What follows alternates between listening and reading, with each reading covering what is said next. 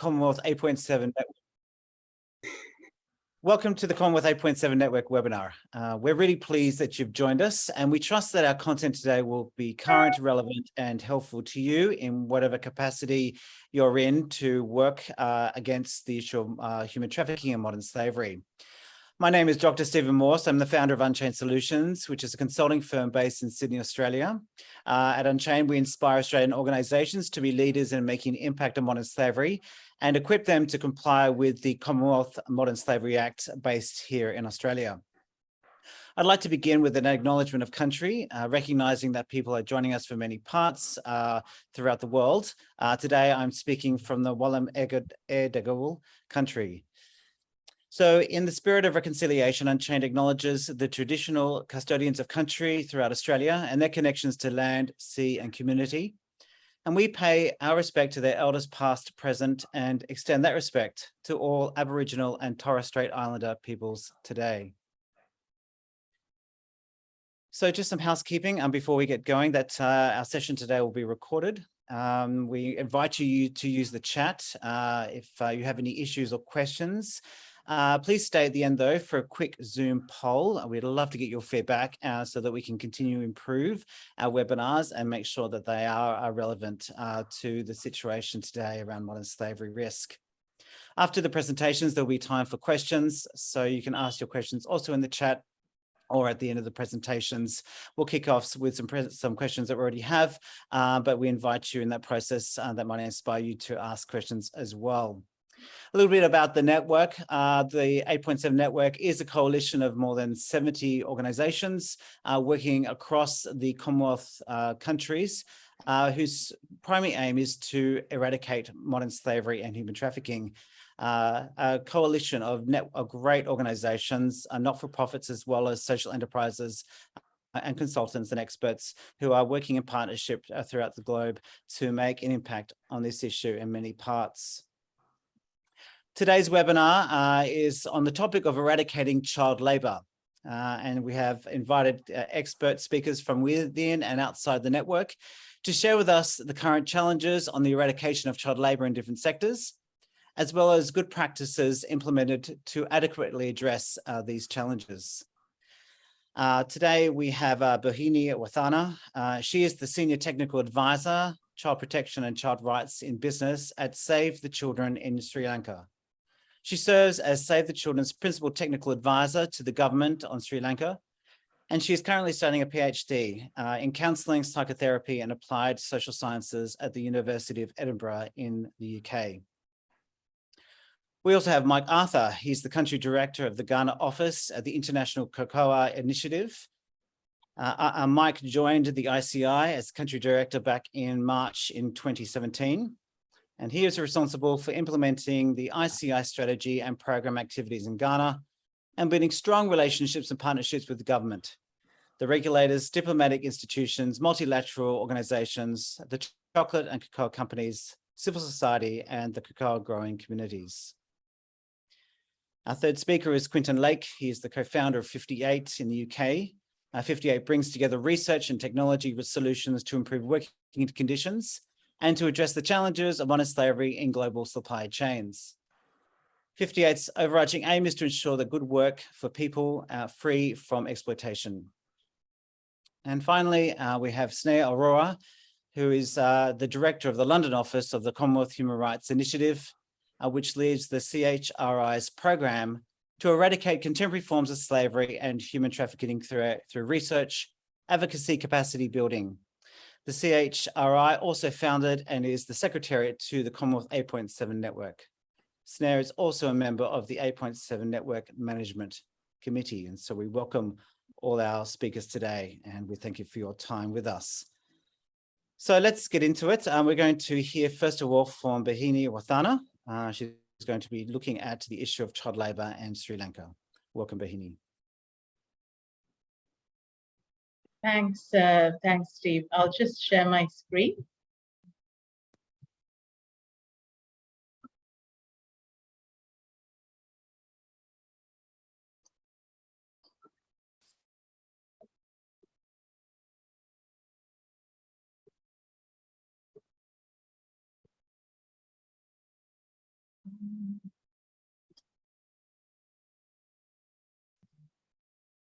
Okay.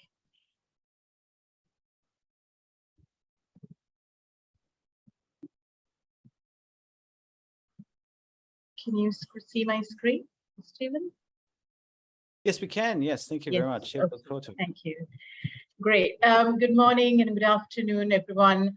My name is Buddhini Vithana, and I work for Save the Children. And today I'll be speaking to you about child labor in the context of the tea and tourism industries in Sri Lanka.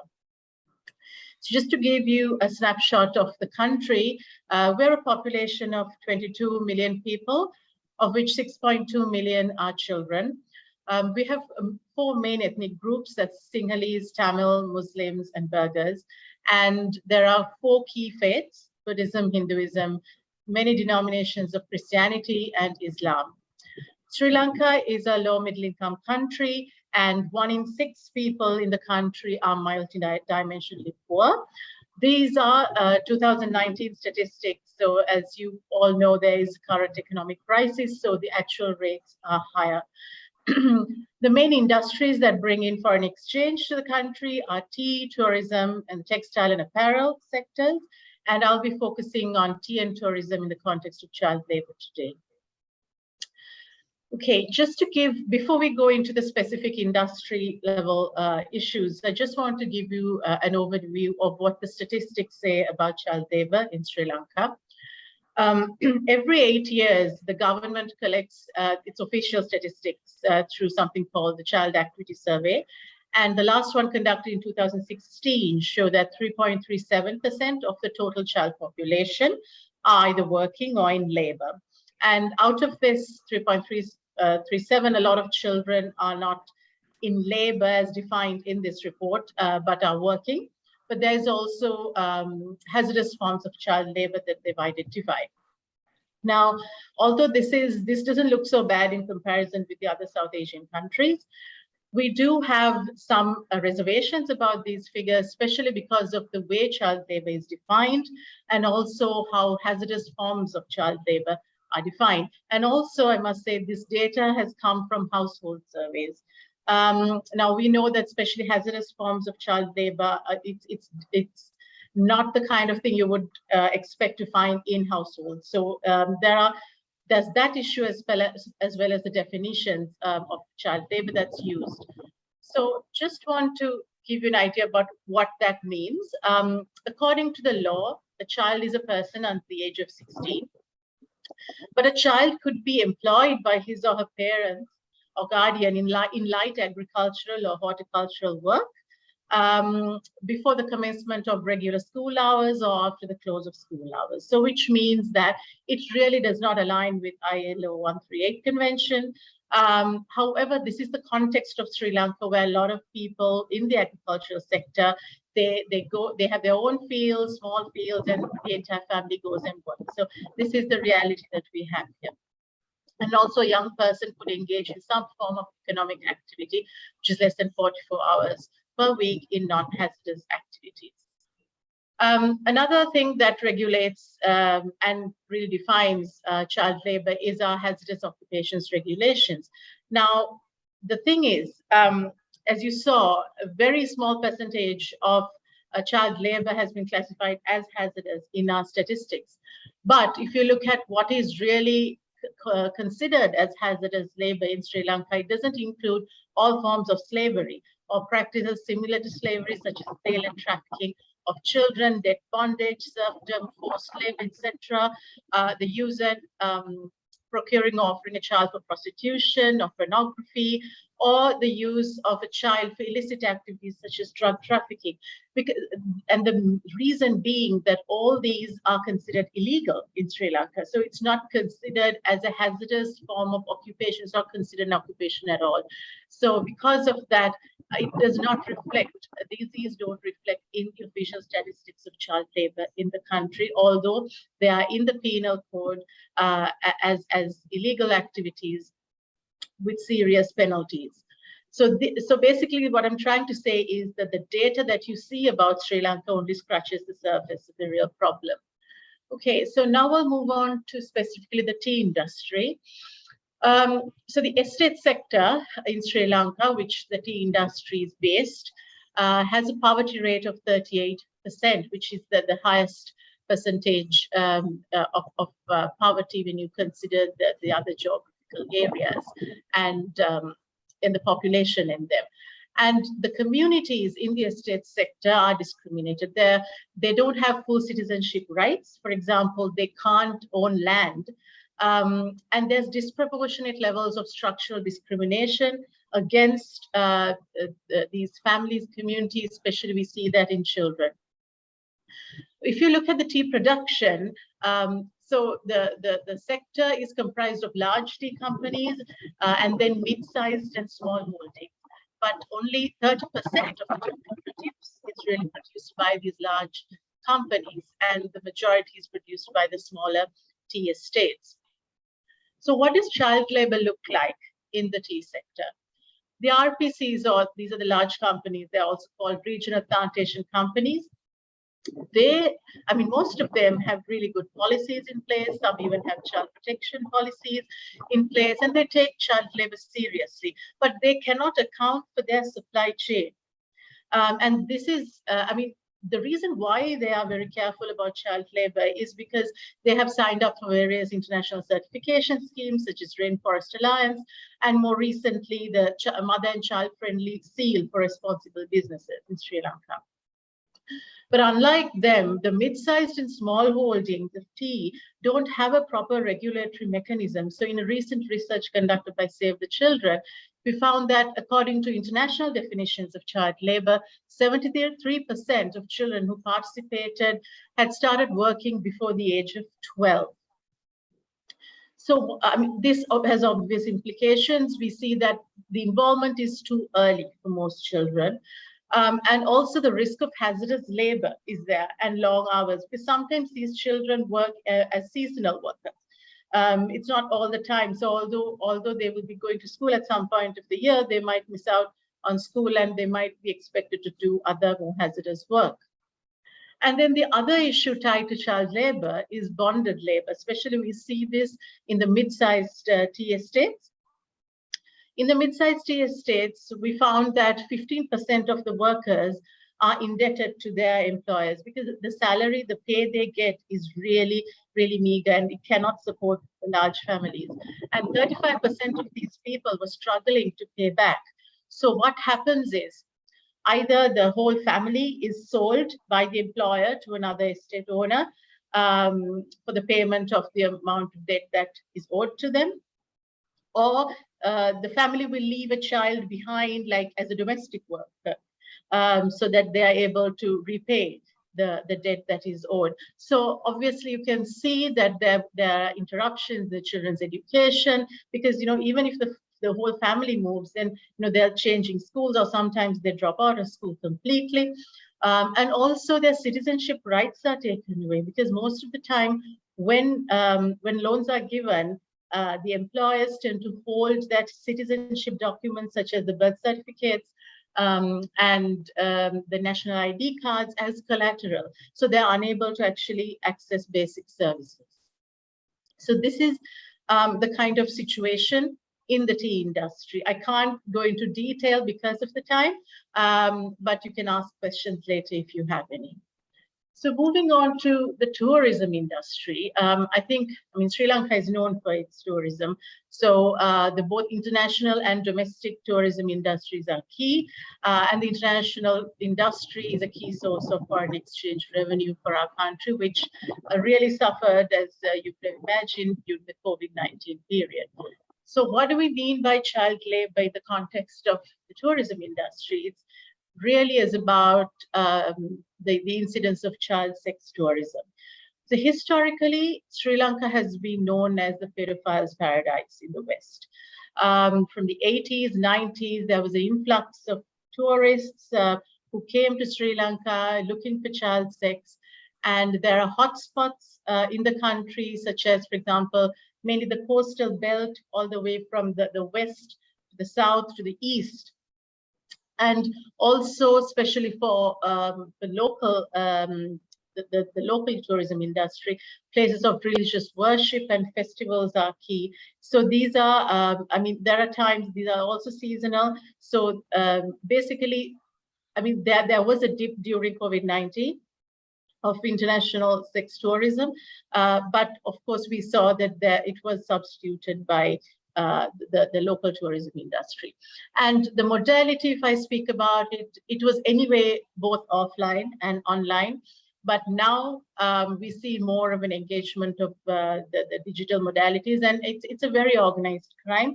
It's very hard to detect, and that is how it happens. However, I think I mentioned before as well, child sex trafficking and exploitation is illegal in Sri Lanka with severe penalties. The law is beautiful, right? So then one might wonder why we are having such a big problem here. One reason is the challenges in law enforcement. So although our laws are really good, there are issues in its implementation, because especially because trafficking is such a complex crime. The process of gathering the relevant evidence is a huge challenge, especially because the police and law enforcement authorities have to really backtrack and look at what happened in a systematic way. So that is really not happening. And also this is complicated by the kind of trauma coercive bonding the trafficker subjects the victim to, because of that's the nature of that bond between the trafficker and the victim, but it results in the victim trying to protect the trafficker and not divulge information. So this is a key barrier. And then also there are problems in our law when it comes to the age of 16, because 16 is the age of consent. So sometimes, rather than seeing children as victims, children are apprehended as perpetrators, as offenders of crime. So these are the reasons why this really good piece of law is not really implemented, and we are not seeing the results of our justice systems working well. And on the other side, there's the socioeconomic conditions and the reasons behind the huge surge of trafficking and exploitation and forced labor in the tourism industry. I mean, I just mentioned that we are going through a really terrible economic crisis. So especially now more than ever, poverty is seen as the main reason for the increase of child trafficking and exploitation, child sex tourism. And how it pulls the children is that because the traffickers do offer them a better lifestyle. I mean, at least on their terms, a better lifestyle, and they provide economic benefits. And also another reason is the dysfunction of families that these children come from. And the traffickers do provide at least a false sense of security. They provide what the children want. Often, these children are addicted to drugs. So the traffickers provide all of that. And also some of these children are already, like when they become trafficked, before that, they have been victims of sexual abuse. So they've been stigmatized by society, cornered by society. So they're really vulnerable, and it's really relatively easy for traffickers to lure them into exploitation. And also another reason we see is re-victimization. So a lot of the children who are identified as victims, they're brought into our care system. But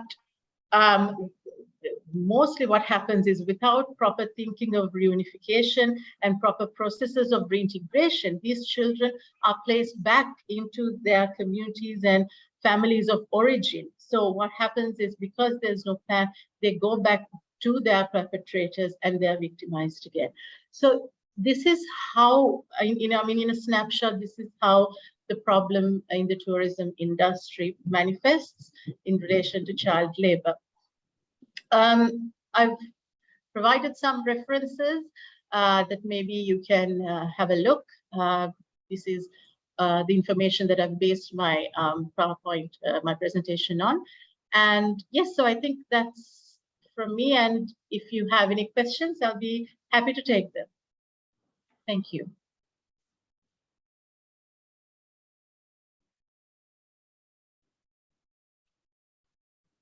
Well, thank you, Badhini. That's a great presentation, and thank you so much for articulating so clearly the situation in Sri Lanka and highlighting some of the complexities there, and especially the dynamic between what is meant to be enforceable and the challenges of enforcing the law there. So we do invite questions, which will we invite people to put those in the chat, and we will come to those questions after all the speakers have presented. But thank you so much for sharing at this time.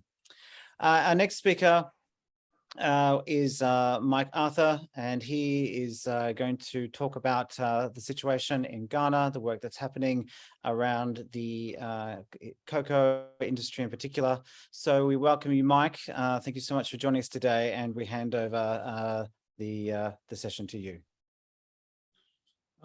Thank you very much. Maria, will you be okay? Thank you, Maria, for showing the slides. So I'm here to present on child labor in cocoa in Ghana, and we will look at the definition of child labor, the challenges in the cocoa industry, on the cocoa farms, the trends, what have been done so far, and also the good practices. Yes, so we look at the ILO convention that defines child labor, and a child is anyone who is 18, who is below 18 years. So child labor basically is anything that has the potential to affect the dignity of a child, that is harmful to the child's physical and psychological, emotional development. And the ILO Convention 182 looks at the worst forms of child labor, and it looks at all forms of slaving and practices. It looks at the issue of pornography, the issue of the use of illicit drugs, and any form of practice that is harmful to the child.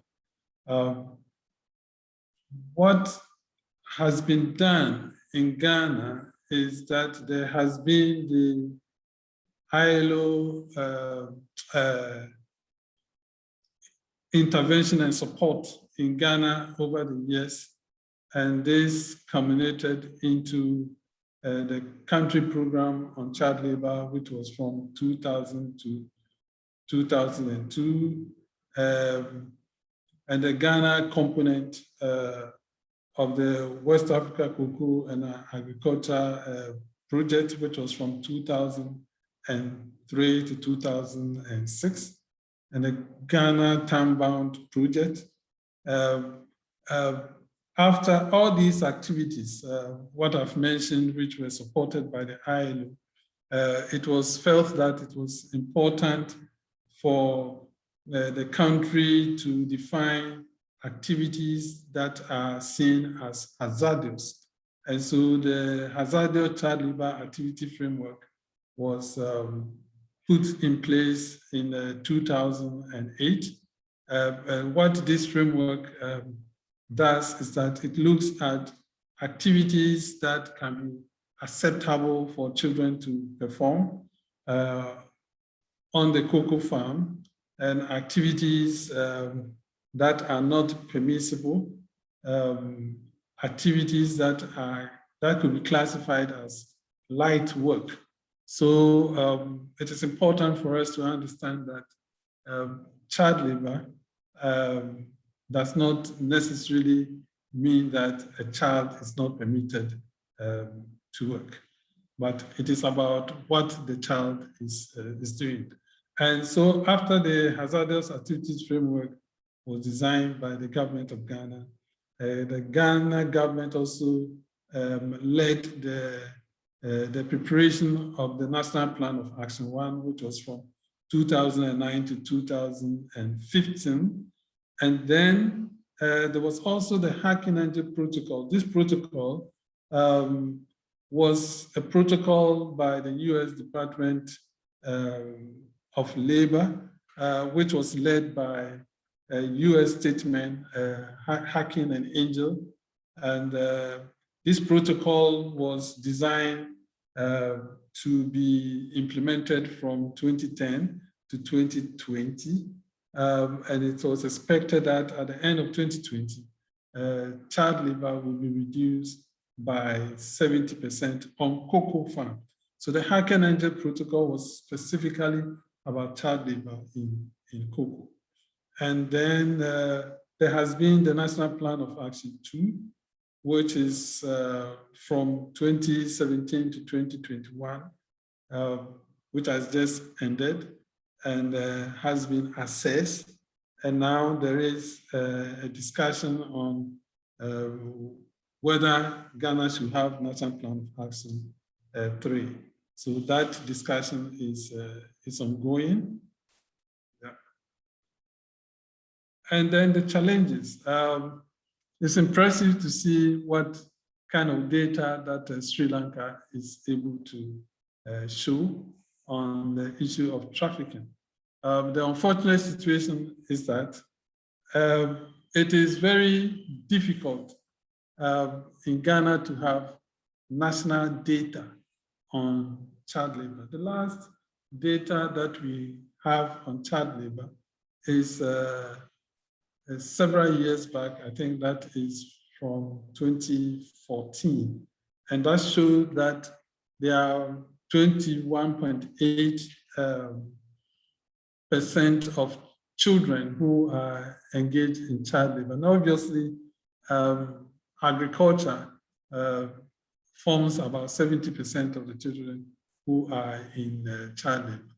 And when we talk about agriculture in Ghana, we are talking mainly about cocoa. So, yeah, that is the situation. It's difficult to have national data.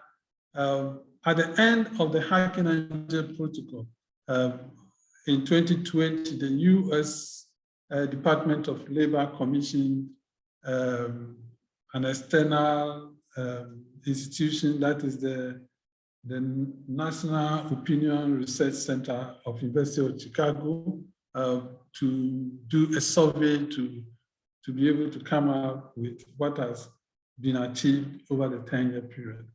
Unfortunately, I am not able to quote the statistics because the government of Ghana disputed the methodology, and that makes it difficult to use the data, and there is also a national data. So that is a difficult situation, one challenge that we have. And another challenge is inconsistencies in key messages. Sometimes, yes, we have the regulator, and then we also have the government ministry that is responsible for child labor in Ghana.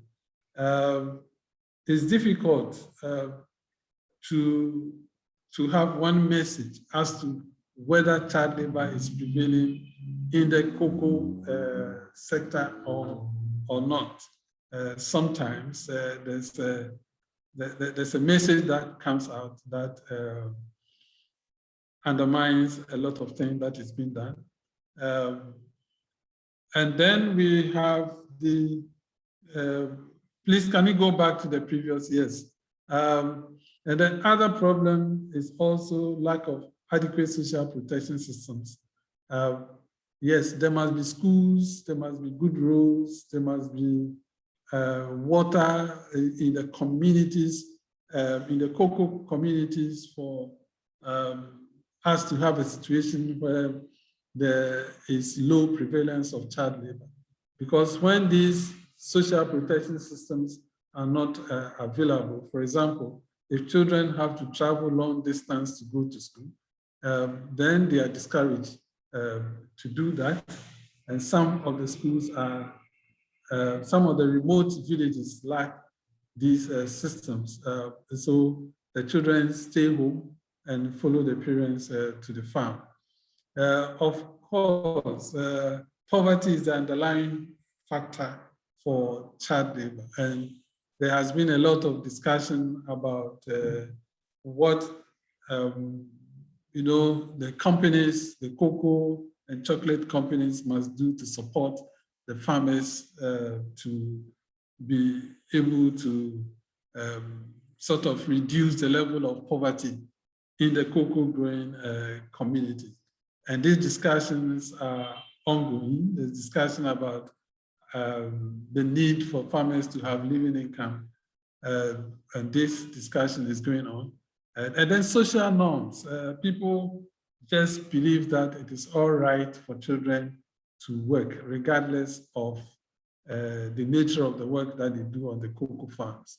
So the children sometimes are encouraged by their parents to accompany them. And it doesn't matter how long they work on the farms. It doesn't matter what is the nature of the work that they do. What we found out is that, yes, a good number of the children carry heavy load beyond their weight. A good number of them are using sharp objects. A good number of them are involved in spraying on the cocoa farms, which is something also against the hazardous activities framework. And then there's also lack of strong referral system. When children are identified, how are they helped? The system for this is quite weak. Yeah. The next slide, please. And then good practices. We have the Ghana Child Labor and Remediation System, child labor monitoring and remediation system. This is a system that, for example, in ICI, we use to support our members. And the government also has its own system that is able to monitor using people within the cocoa communities. We have the community child protection committees. And so people within the communities are able to identify child labor cases.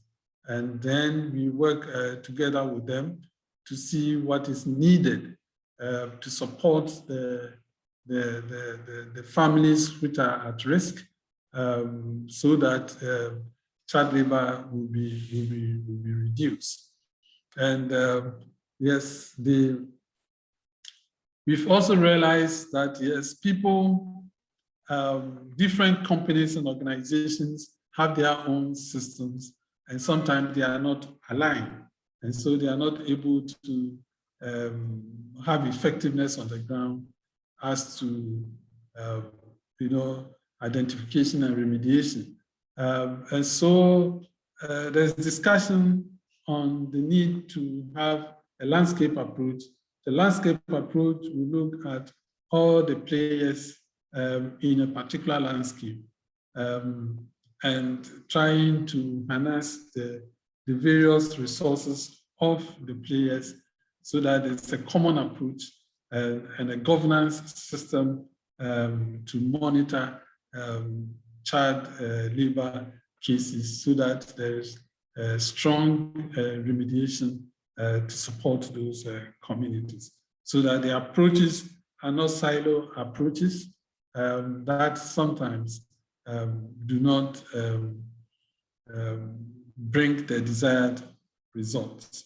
So basically, yes, this is what our time will permit me to say. And if you have any questions, please, I'm ready to respond. Thank you.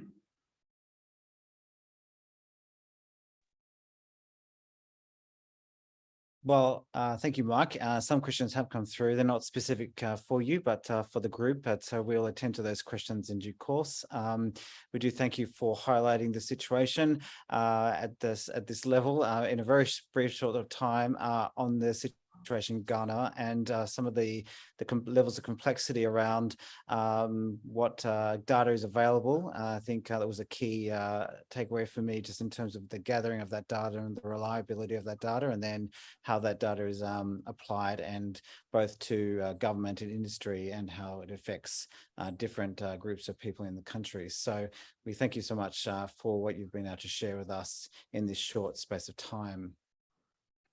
We move now to Quinton Lake, who is the co-founder of 58, based in the United Kingdom. And welcome, Quinton. We're going to hand over to you to gain a perspective on some of the work that you're doing in this space to address child exploitation. Thank you. Sure. Thanks very much, Stephen. And thanks also for Maria for popping the slides up. So yeah, really good to be with you all this morning. And what I wanted to talk through a bit is some of our experience looking at the worst forms of child labor, and particularly, if we jump onto the next slide, Maria, I guess, what approaches can be effective in preventing and reducing the worst forms of child labor. So for the last 4 years, 58 has worked as part of a program called PACE, the Partnership Against Child Exploitation, which is focused on understanding what can be effective around prevention and reduction of the worst forms of child labor, focused on 3 countries initially, on DRC, Ethiopia, and Central African Republic. And the consortium is made up of a really unique mix of partners. So we have, it's led by World Vision and their presence in those 3 countries, but also with War Child in DRC and CAR. You have the Thomson Reuters Foundation looking from a legal and media perspective, and the Colombia's CPC network, who have a specialist child protection research center. And then finally, the UN Global Compact Network, and ourselves at 58, looking from the private sector perspective. And we particularly focused on understanding what child labor looks like in the local context in those countries, and then how it connects to different parts of global supply chains.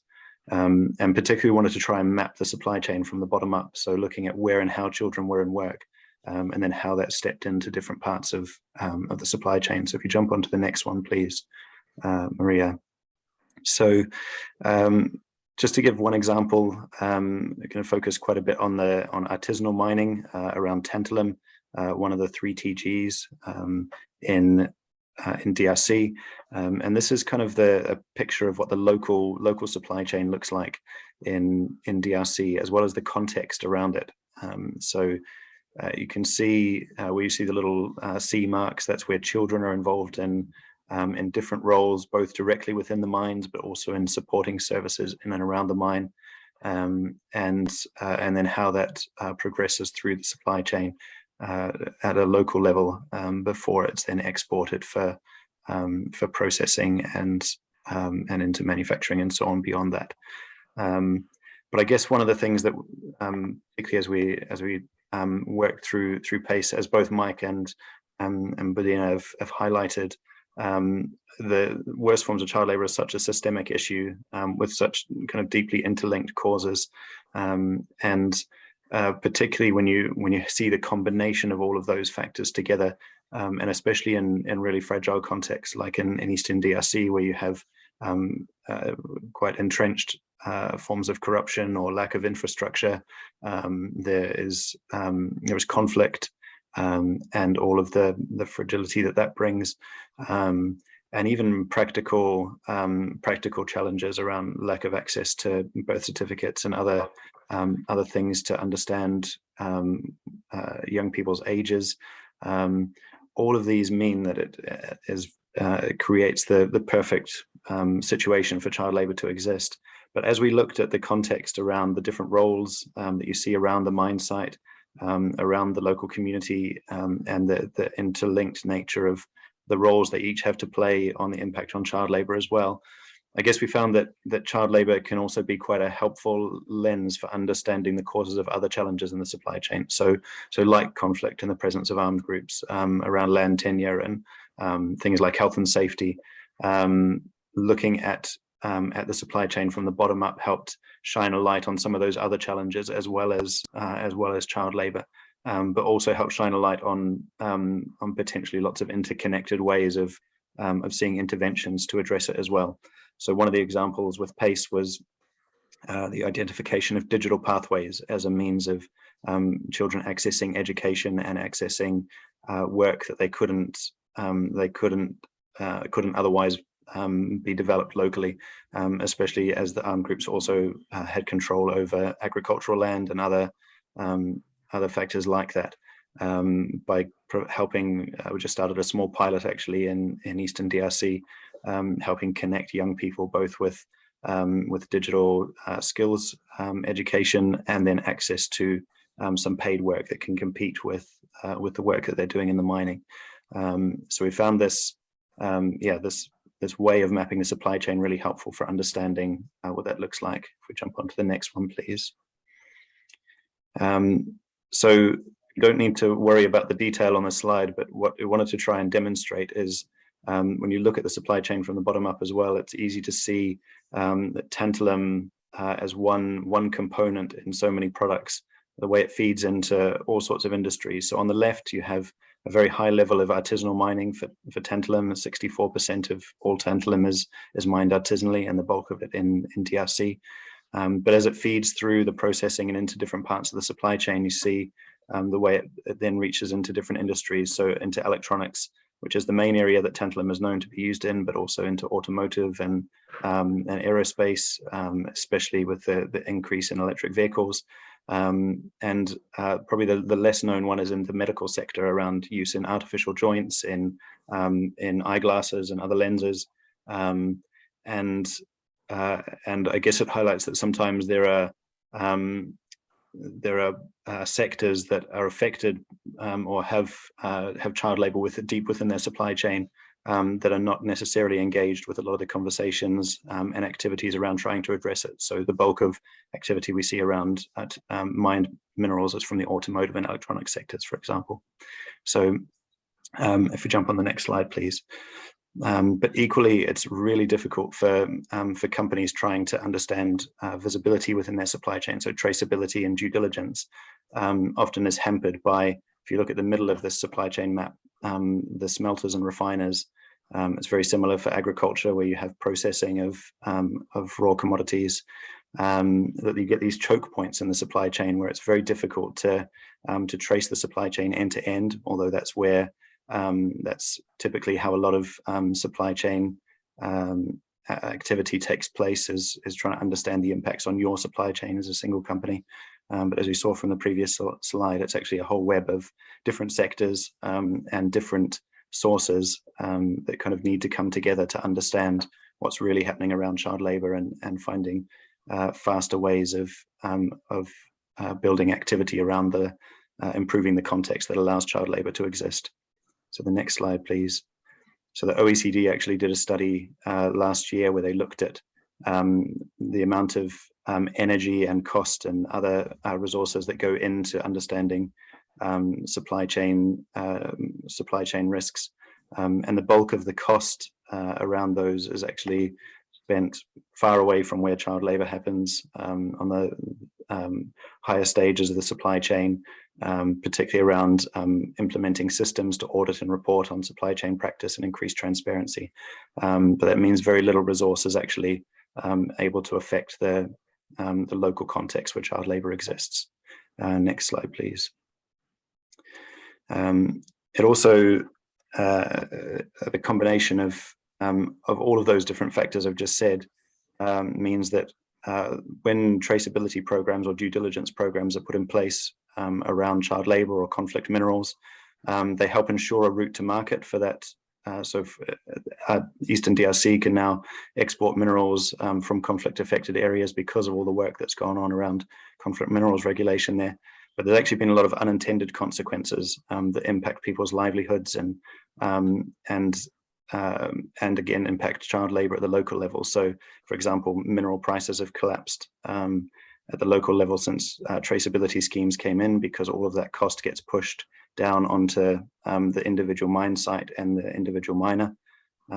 It creates a bit of a challenging competition scenario because minerals can only be bought through certain certified exporters. And it also means there are often more systemic kind of complexities. So things like armed groups becoming formal supply chain actors, maintaining control and income over the local mining activity whilst remaining invisible to monitoring, because there's no presence of armed conflict, for example. So you get all of these sort of challenges occurring. And if we jump on the next slide, I guess what that adds up to for companies often is that so much time and cost and energy goes into activities that have little material impact on reducing or mitigating child labor, and the risks that are faced by children and their families, and that it flows on to investors and others who are interested in trying to address these risks in the supply chain as well. Next slide, please. Just as a quick aside on minor agricultural commodities, so we looked at sesame in Ethiopia, and though it's Ethiopia's second largest export and Ethiopia has one of the highest levels of prevalence of child labor, Ethiopia doesn't show on the global child labor risk indexes as being sesame in Ethiopia having a risk of child labor. And this is highlighted by the FAO's framework around agriculture as well, just saying often there's more of a focus on commodities where there is provenance or around traceability, where you can see into the supply chain a bit further, less focus on these minor commodities. So it's another area for us to be aware of and focus on. Next slide, please. So one of the things that we really found with PACE was that, to try and redress this balance, being able to put more of a focus on the geographical nature, the local context, the specifics of where and how child labor exists, rather than all the time and energy that goes on that end-to-end traceability, is really the kind of shift that we need to see. And if we jump on to the next slide, so particularly, I guess, seeing origin communities as a key part of the sector or industries that they enable. So trying to find ways of for investors and for companies, the kind of KPIs and examples that they use to understand supply chain risk need to be reshaped to help enable that better cross-industry, cross-sector calibration, better engagement with local NGOs and communities of expertise locally, to really find faster ways of improving the conditions around child labor, and having a greater voice from origin communities, local miners, local farmers, and others within the industries that they enable as well. And we're starting to explore that a little bit with some groups of companies and investors off the back of PACE's research. Next slide, please. So just to finish, I wanted to mention that there are these kind of best practice approaches emerging for companies as well, particularly around multi-stakeholder initiatives, being the most effective way to be able to join all of those dots up.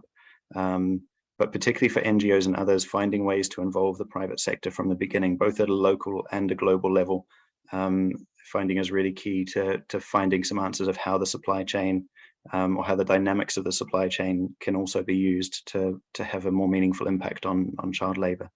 And finally, seeing ways that companies can really use their core competencies and market strengths to address child labor and well-being issues. So around be that immunization, or from Adidas around football coaching and other issues, for Volvo using vocational mechanics training. There's lots of different forms that can take, but trying to see companies engaging with their core strengths and competencies rather than through CSR programs that try to put money back in without fundamental kind of impacts or changes within the supply chain. So we'll pause there. I hope that's been helpful, and looking forward to the questions later in the session. Well, thank you, Quinton, for that analysis. I really appreciate it as a company that's also engaging with the private sector, just to see some of the challenges and where, particularly the analysis around where money sort of is invested, and perhaps even just where the investment is stopped, and perhaps some of those limitations and challenges the company is finding in terms of how far and to what extent do we need to invest, and where do we need to invest to actually end this global trade in people's lives. So that was a very interesting piece. Thank you for particularly the work that you're doing to unpack particularly what's going on in DRC around the mining sector. Well, our final speaker today is Sneh Arora, who is with the Commonwealth Human Rights Initiative, and she's also going to be sharing a platform with Maria. So I've just Maria's last name has just escaped me. Sorry, Barakos. So welcome, Sneh. I'll hand over to you, and you can introduce Maria. Mm-hmm. Yeah, thank you, Stephen, for that introduction, and also to the 8.7 Network for organizing this event. I thank also the expert panelists for their contributions, as well as their ongoing efforts to tackle this very important issue. As Stephen mentioned, I'm head of the Commonwealth Human Rights Initiative's London office. And before I introduce Maria and others, a little bit about who we are. CHRI is an accredited Commonwealth organization that works towards the practical realization of human rights within the Commonwealth. We focus on issues related to access to information, access to justice, freedom of expression, and of course, contemporary forms of slavery. We draw on the expertise and knowledge of grassroots organizations and networks across the 56 countries of the Commonwealth to bridge the gap between what happens in local communities and also states and decision makers, ensuring that human rights is always on the agenda. In the presentation today, my colleague Maria Barako and our partner from Sri Lanka, Champa, and myself will first provide a bit of context on how the COVID-19 pandemic has increased the vulnerabilities of children to become victims of child labor. And secondly, we will present two case studies that showcase good practices to eradicate child labor during COVID-19 in two Commonwealth countries, one Trinidad and Tobago, and two in Sri Lanka. And we also offer some key learnings from the two case studies and how stakeholders can advance towards the eradication of child labor in challenging times. So first, a little bit of the context. There are 49.6 million people living in situations of modern slavery on any given day. And this figure is from the global estimates of modern slavery that's just been released. The number of people subjected to modern slavery has increased by almost 10 million from 2018, 10 million increase. These new figures also show that 1.3 million are children who are subjected to forced labor exploitation. This staggering number is a clear message to us that the eradication of child labor is a huge challenge and we need to act now. The global estimates also concluded that the risk of forced labor among children has been made worse by the COVID-19 pandemic. It is estimated that around 10.4 million children lost at least one parent to the pandemic, and this leaves them vulnerable to abuse in contexts in which child support systems are inadequate. The ILO and UNICEF found that the pandemic increased cases of child labor. For example, the number of children aged 5 to 17 years who are involved in hazardous work that is likely to harm their health or safety has risen to 79 million since 2016. Now, there are various factors that have contributed to a rise in cases of child labor during the pandemic, and these include, first of all, the unprecedented economic impact of the COVID-19 pandemic, which has pushed children into exploitative and dangerous labor conditions as they felt there was no choice but to work to help their families survive. Second, school closures, and the result that households were looking for other ways to allocate children's time. Third, lockdowns and mobility restrictions resulted in easily avoiding compliance with labor minimum wage age requirements, and also movement restrictions, since children are less visible to the police and other authorities. Fourthly, less access to child protection services that resulted in fewer reported cases of child labor and less access to justice. In June of this year, the Commonwealth heads of government came together to commit to securing the prohibition and elimination of all forms of child labor by 2025. In this context, it is important to evaluate what Commonwealth states and what civil society organizations have done and have been doing to address the challenges that the COVID-19 pandemic has imposed on the eradication of child labor. Over the past 9 months, we, CHRI, explored this issue with the Commonwealth 8.7 network.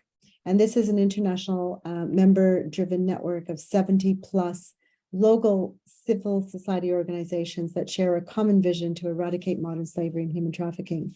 With information provided by our network members, we identified several good practice case studies from across the Commonwealth, from Sri Lanka, from Ghana, from Trinidad and Tobago. And these stories will be released in a report later this month, which showcase the innovative responses from different stakeholders towards the eradication of child labor.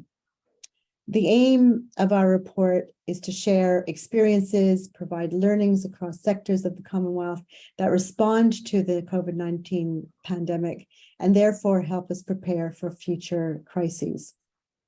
So I want to introduce my colleague, Maria Baracco, CHRI's Research and Advocacy Officer. She has pulled together these case studies from extensive interviews and from desk research. These case studies, as I said, exemplify how through collaboration and cooperation between the various stakeholders, between states, civil society, and international organizations, how these stakeholders can tackle the issues around child labor. So Maria, I turn the floor over to you. Thank you very much, Sneh.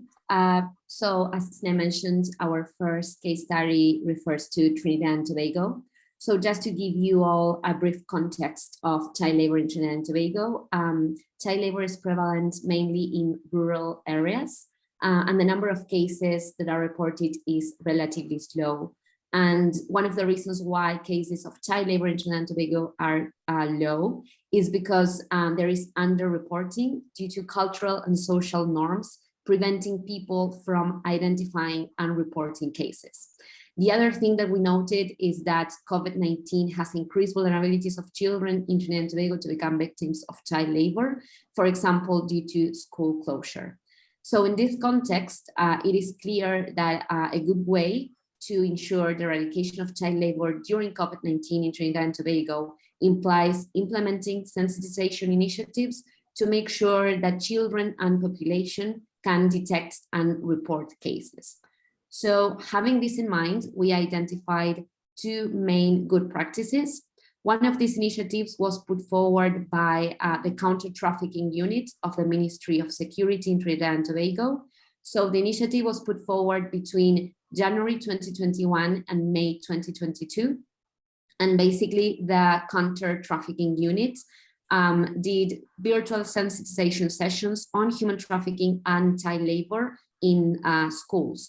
So they put in touch with schools in Trinidad and Tobago.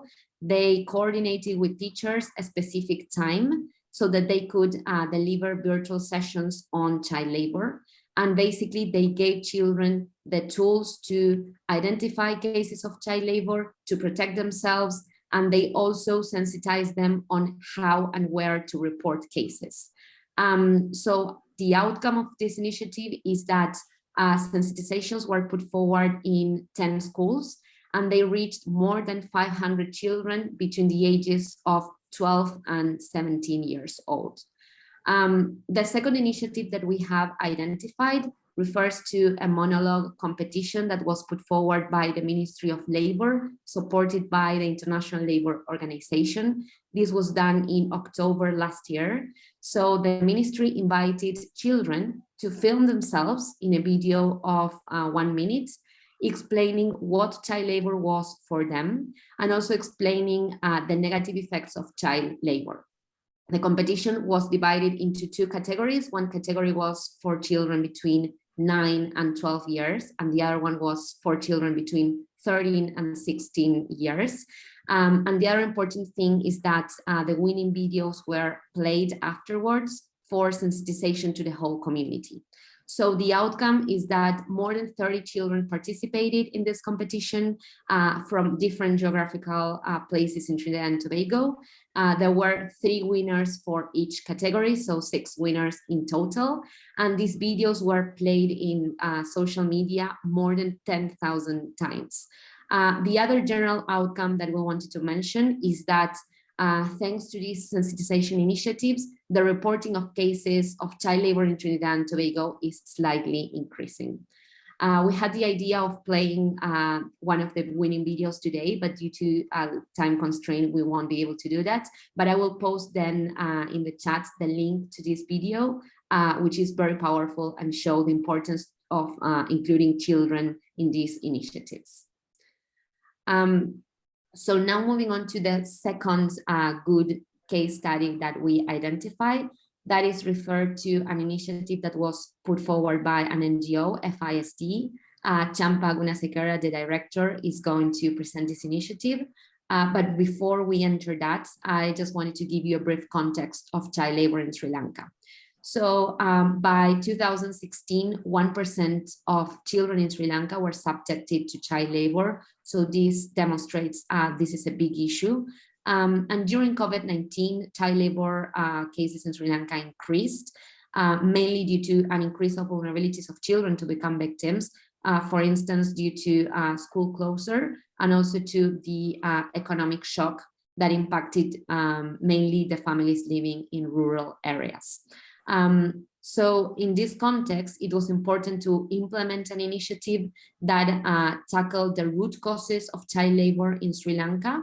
And in this vein, one of the main causes of child labor refers to the lack of family ties, because this increases harmful practice against children, including child labor. So FISD implemented this specific initiative. Champa, I don't know if you're here to present this yourself. Thank you very much. You're muted. Sorry, thank you, Maria. Yes, actually, during the pandemic, we saw that the incidence of violence against children in different forms had increased in Sri Lanka. And also, we understood that due to the pandemic, there could be more vulnerabilities experienced by children. So we wanted to implement a program where we could, kind of refrain children from experiencing incidents of violations of children's rights. So although we did not purposefully look at child labor at the time we implemented or designed the 2 programs, we looked at how we could keep the children in contact with family ties being stronger. Because we are working in 2 different geographic scenarios, actually, one in the village level and one in the estate sector. So entirely 2 different contexts, actually, and one uniform activity could not be implemented in both the scenarios. So this particular intervention, which we called Family Boards Project, actually looked at increasing family bonds in a very innovative manner to that particular group of people. I think earlier on the webinar, Buddhini talked about the estate sector. In this community actually had not been exposed to any kind of creative work, I would say, creative work that the other children would experience in a different setting, in a village setting or an urban setting.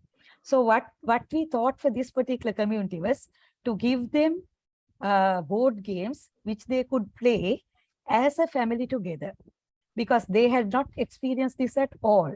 For the first time, they were seeing Ludo and Snakes and Ladders, which would be surprising to any other child in the urban setting of Sri Lanka. What we asked them to do was to, during a 6 months period, to engage in more family activities, including playing together. This was purely to keep the children within the household without getting exposed to any kind of vulnerability once they are out in the open, when the parents are not available.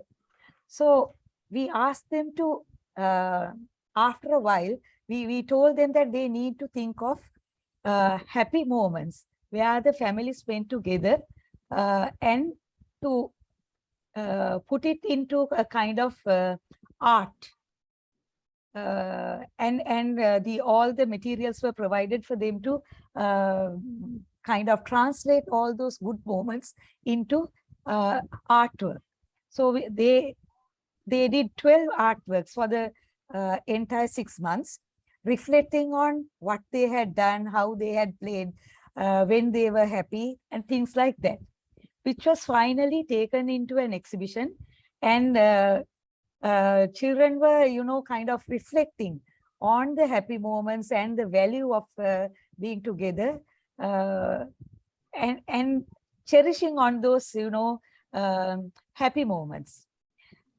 This activity actually gave space for people to understand the value of love over power. Because in the estate setting, we understand that there is a lot of, power relationships. But this particular activity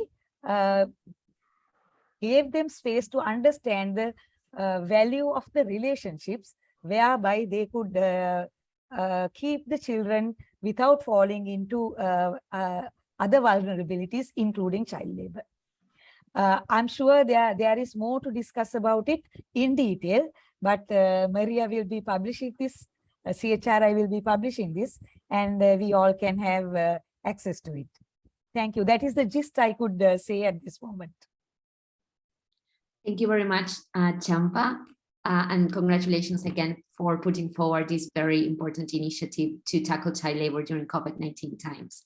Very briefly, because I know we have no more time, just to refer to the key learnings of all these initiatives. So the initiative put forward by FISD, but also the initiative put forward by the ministries in Trinidad and Tobago. One key learning is that it is very important to include children in awareness campaigns. They are more powerful if children are included. And this is also a way to make sure the children are aware of their rights and what to do. Secondly, it's important to address issues of children, including child labor, in a holistic manner. So addressing all the surrounding vulnerabilities of children.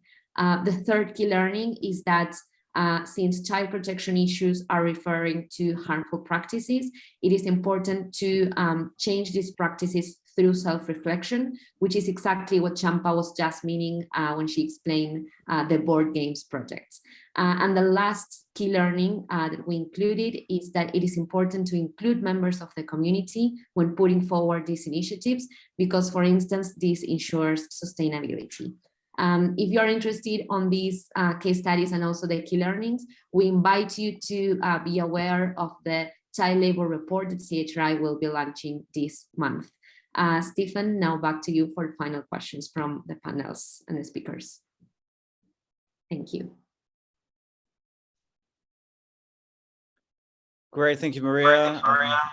And Thank you, Champa, as well, for sharing, and Sneh as well. Some very good insights, and particularly raising the importance of a stakeholder-based approach to assessing risk, and also in prevention, the prevention of extreme forms of child labour, and making sure that communities are working together, and that the voice of children is heard, and getting their perspective. So that was very good insights and 2 great case studies. We have about 20 minutes, just under 20 minutes left for our time today. And so this is an opportunity for people to ask questions. So we do have some questions that have already been put in the Q&A. And we invite you, if you have some questions, put that in. If we do run out of time, we will still take note of those questions, and someone, I think probably Maria, I'll put that in your court, will respond from the Secretariat. But we're very welcome, very open to your questions, and making sure that you get the best answers possible. So we do have a couple of questions from one of our panelists regarding perhaps the distinction, or maybe around sex trafficking and child labor, or extreme forms of child labor. This is a question to all members of the panel, just around how to make sense of both that dynamic of child labor and sexual exploitation of children. Is I suppose sex trafficking part of the rubric around our understanding around child labor?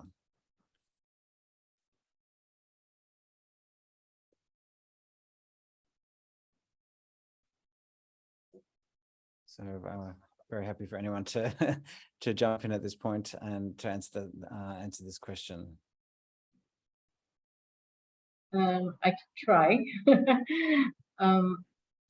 So thanks for the question. I think it's very common to find international treaties with very specific focus on particular child protection issues, and it kind of allows people to really focus on those particular types of issues, as opposed to like a general child protection issues that you see. But it doesn't also imply that these are mutually exclusive and independent problems, especially when we consider, I think, ILO 182 convention, when it talks about the worst forms of child labor. It really talks about exploitation and trafficking of children, because I mean, labor in itself is exploitative, and that is one of the key characteristics of labor. So basically, because of that, I wouldn't say we should really think about them exclusively or independently. I think it's important to understand things as they kind of affect each other, and kind of really, I wouldn't say complement, but I think really link with each other. I mean, one of the examples I can give you as much as this is, like, when we talk about sexual exploitation, if you look at the case of sexual exploitation, there's definitely child sexual abuse in there. There's rape. There could be grave sexual abuse. So there's so many different kinds of, I mean, what we call, I mean, the different terminology that we use, but it's all in there. But for the purposes of policy making, for the purposes of lawmaking, it's important to kind of really identify them separately, so that so that the policy process can move forward effectively. Thank you. Thank you. Thanks, Bahini. Thank you.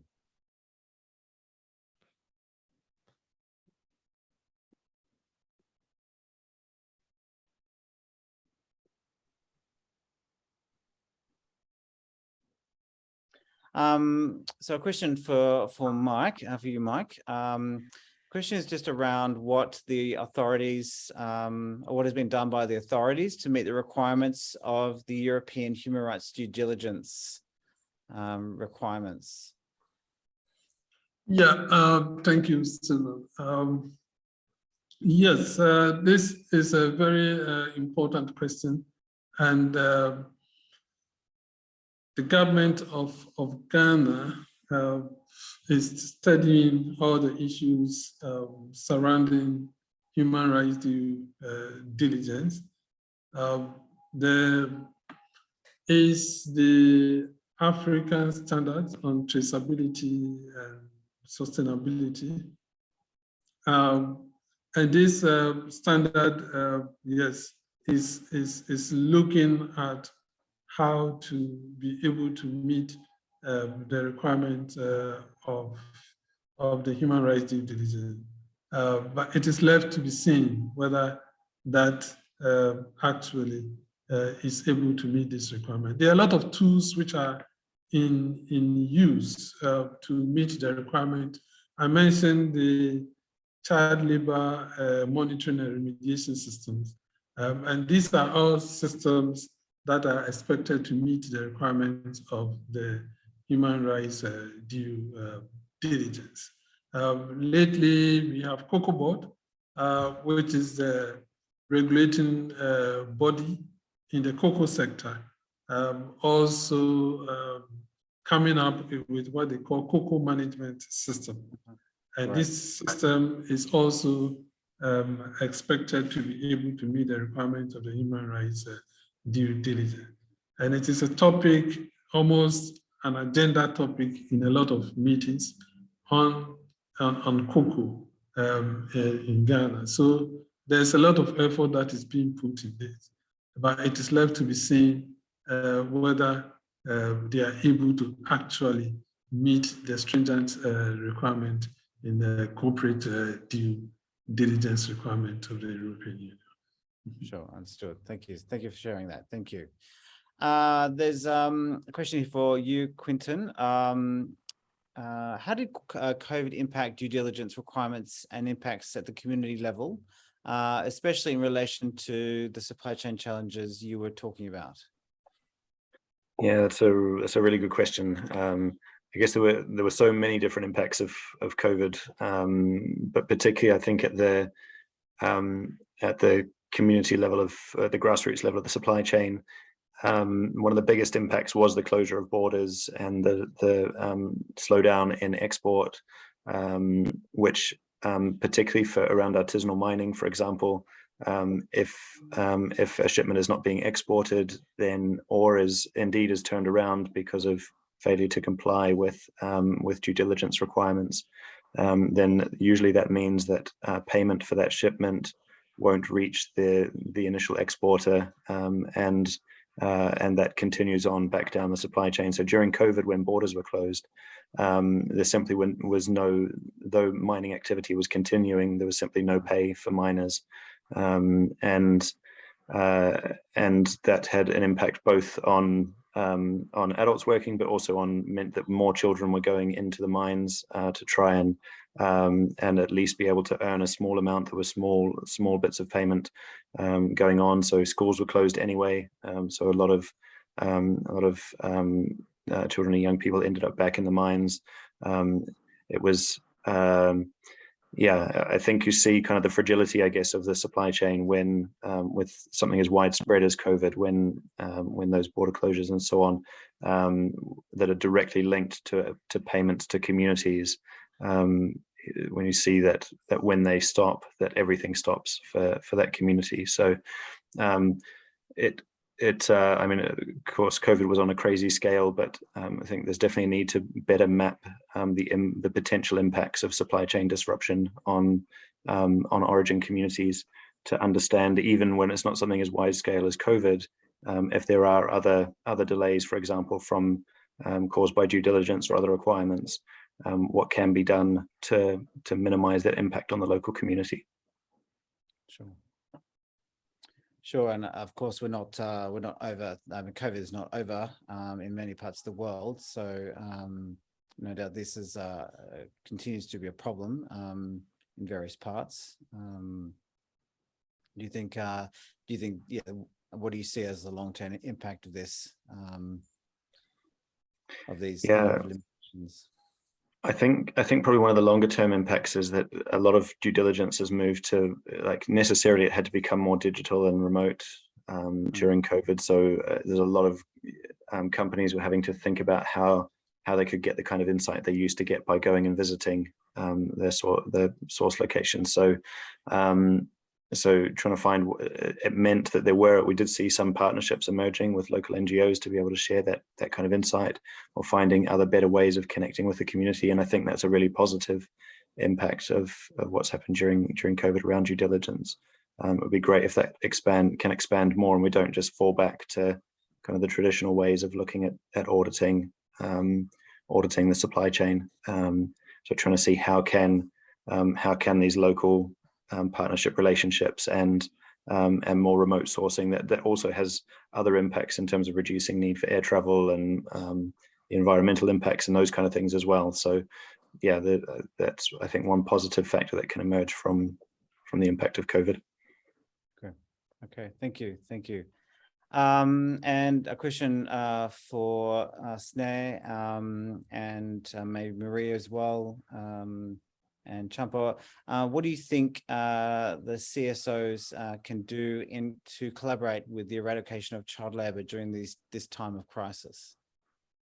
Yeah, thanks, Stephen. Maybe I can start and then Maria and Champa can come in. I think that we've heard from other panelists the importance of a multi-stakeholder approach, that all need to be involved in the eradication of child labor.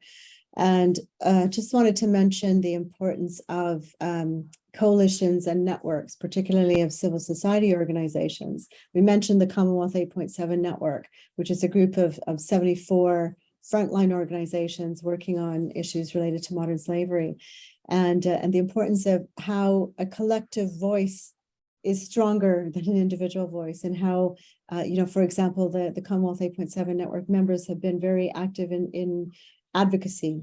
So this allows the members to bring forth their needs and priorities that they experience at the local level or community level, national level, to an international fora. So we're able to bring that to the UN human rights mechanisms, and so that legal frameworks and policies can be more relevant, and they reflect the needs and priorities of what's happening in communities. So I think that's very, very key to ensure that that change is made that reflects what's happening on the ground, but also sharing of good practice. These networks and coalitions and coming together, convenings like this is really important to share good practice and identify good practices that can be adapted to local contexts.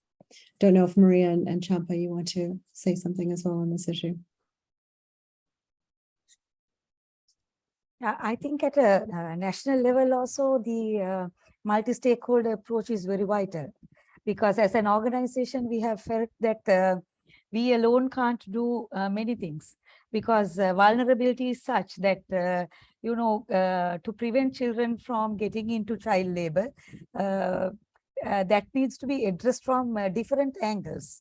What we have tried and the good practice that we have shared is one just activity that we have done, but there is a lot more around that.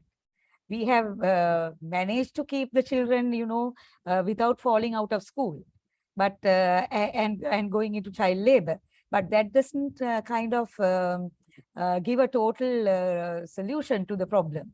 So at national level also, the multi-stakeholder intervention is needed, which we are trying to do, which we are trying to get many members involved in different networks.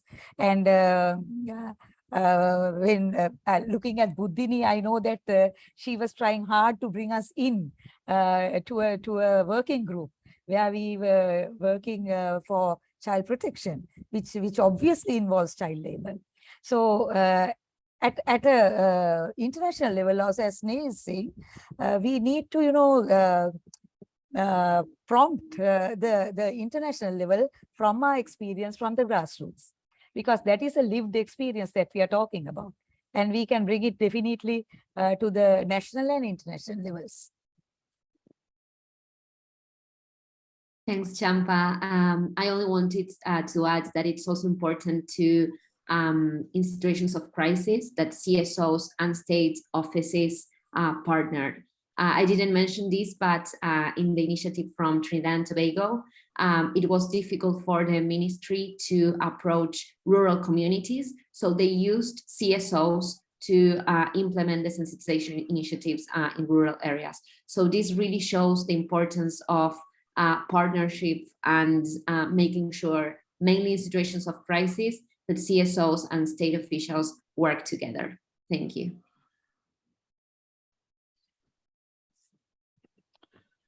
Okay, well, it's for me, it's been a great privilege to be able to moderate our session today. And once again, I want to thank all our panelists for presenting and really highlighting some of the key areas for engagement and the work that needs to be done and the work that is being done. And it is a great encouragement to see the work that is happening in many parts of our world, and to really just get a picture, a contemporary picture of what's going on and what can be done. And I suppose the key word tonight, it's tonight for me, but a key word is around a multi-stakeholder based approach at various levels, and that's important for those who are working at different sectors and different levels to understand and to really identify where they can actually invest and step into the space, and really to bridge maybe some of the distance, that psychological distancing that can occur from different countries, different perspectives, to gain a greater understanding of what's going on in different parts, to hear different case studies, different stories of what is going on to eradicate modern slavery in our world today. So I just want to thank everyone for attending, and just a reminder that the network holds these events often, and that there are CSOs working on these issues in Commonwealth countries, and that those organizations are most welcome to join. The door is open to join the Commonwealth, and so we invite you to apply to join. I want to thank our speakers. Thank you, Mike. Thank you, Sneh. Thank you, Bahini. Thank you, Quinton and Maria and Champa. Really appreciate the insights that you've brought to us today. We do ask that you stay on for our poll, just to give us some feedback on our webinar today. There's information that's just gone into the chat about how you can subscribe to the quarterly newsletter and also to become a member of the Commonwealth. For any questions that were not answered today, we will endeavour to be in touch with you to answer those questions more fully. So thank you very much. So you will see a poll coming up in just a few moments.